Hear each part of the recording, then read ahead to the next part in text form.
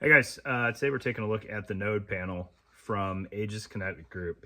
It is a 6-column Tegris or curve panel that has a series of belt clips to enable you to kind of essentially have a placard for your belt that doesn't require any threading or unthreading to install or remove. I will say installation is a little bit easier than removal. It's for sure doable to take this back off, however you're kind of fishing around pouches and potentially other kit to get it off. But it's very stable. I really dig it. It's right around $40–50, which I think is pretty fair for what you get, which is the ability to quickly remove or install different setups in a reasonable chunk of real estate, kind of at whim. So again, 6 columns. I'll walk you through a couple of, I don't know, configurations. Maybe really look at it as kind of like what pouches are going to fit on here well, or what mounting styles are going to fit on here well. The holes are a little tight, so if you want to do the old snap fasteners, probably not going to have super great luck with that. You could potentially Dremel or melt just a little bit of relief in the center of the slots to enable snap fasteners to go through there. But I've got some Blue Force gear, Hypalon straps lined up, some Ferro, and then some Cry and Paraclete tuck tabs to kind of show you how that works. So everything but snap fasteners should work pretty well on here. It's fairly rigid. It's got, you know, it'll contour to a body pretty well. That's getting pretty snug right there. Wouldn't want to go too much further than that, but if you're going further than that, you're either off on the flank and a pretty skinny dude, or you're just doing something goofy, right? If you're throwing this up front for whatever reason, it's not gonna have much curvature to it at all. And then it has a, you know, it doesn't just have to be a belt. So I threw this on just some pants, and it holds well enough with the little kind of teeth on the belt clip. I don't know that I would recommend that on the regular, especially if they're not nice, especially nice pants, because it'll kind of chew those up. But in theory, you could also stick this on a sling if you needed to, maybe have a bandolier of some sort or a sling bag that you don't need immediate access to. Maybe you even pull this out of the sling bag and then throw it on the strap. It'll hold well enough. It might slide around on it a little bit compared to a belt, especially since you've got it kind of on a downward angle. But all told, very, very cool. So let's get on the table, take a little bit closer look, and show you how some of the straps slide through here. All right, so kind of first sample size of pouches, or kind of configuration, and why this may or may not work for you. We have Cry M4 pouch, Cry Frag, which I don't need to mount to show you that it fit, because I'll show you on the other Cry pouch, and then Blue Force Gear 10-speed. I had open top M4 that has vanished on me, so I apologize for that. But kind of like the most basic setup that you might go for here is just more ammo, right? Maybe you were concealed carrying, had this somewhere in a bag or something, and you now want to have more access to your ammo. That is one potential option, right? And kind of the most straightforward and probably most everyday layperson version or reason to use it. Right, so the Cry tabs fit through here just fine. They're the most snug, kind of higher tech material of what I've tried. As far as fitting it through here, there's just a little bit more bulk in the Cry tuck tabs. They're thinner though, so or less width there, so that kind of tends to play well. And then I was a little bit hesitant initially that the Blue Force Gear stuff might also kind of have too much bulk. However, that weaves through there just fine. I do want to highlight, in case you get one of these and you're like, what the heck, it's broken.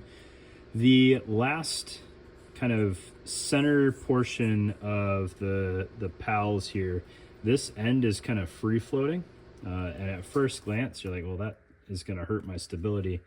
But that piece is not actually load bearing in any way, shape, or form. So this back rib here just kind of adds extra structure to everything. And you can see it's kind of a hardy package there. I think it works out to like two layers of 12-layer Tegris, basically. It's very rigid. So that's not actually, nothing's mounting to that. And you can see nothing's actually mounting to the center rib at all, which is weaving correctly. You go over the top of this thing through the host pouch, back out, and then into the host pouch. So it doesn't actually end up causing any issues. It just kind of looks a little bit off-putting at first.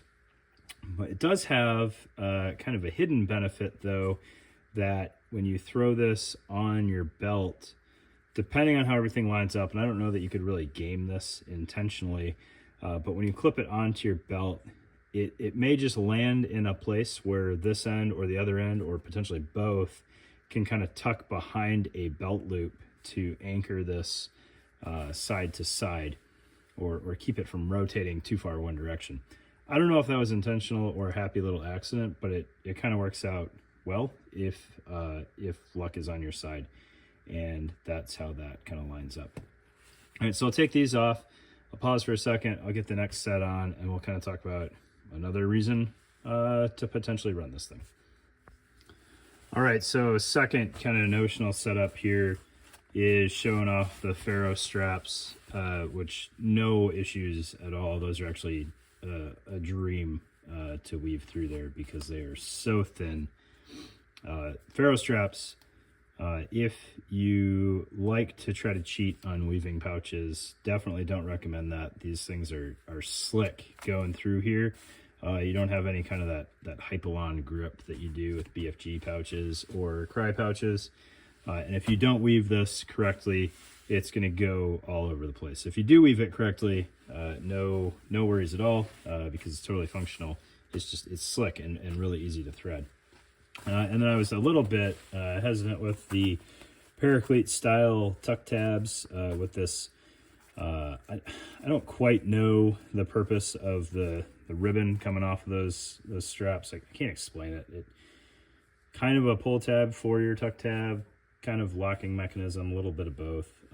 It fit through there pretty easily on these two columns. This column, it fit through fine because it has, I mean, you can move the column out of the way, basically.